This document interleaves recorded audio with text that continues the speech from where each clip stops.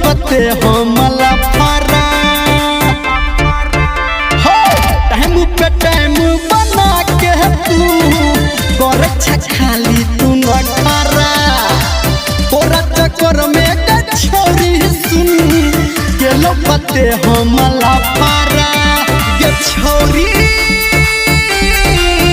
तोर जवानी लगोले रोपलेन जरा को मिलो ए बोला लटेन के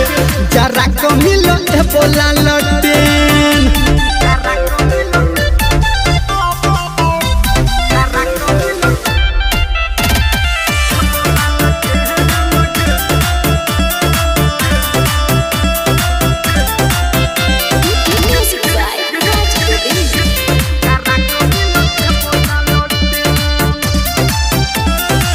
मौका पे चौका लगा पते आई करिहा न जान तू लेट तोहर बापू न भैया के बुझतो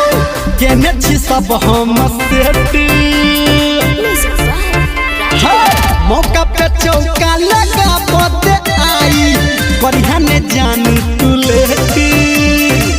तोहर बापू न भैया के बुझतो केने छी सब हम सेट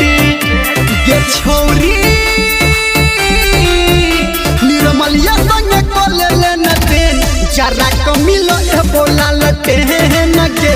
जरा को मिलो ए बोला लटेन जरा को मिलो ए बोला लटेन के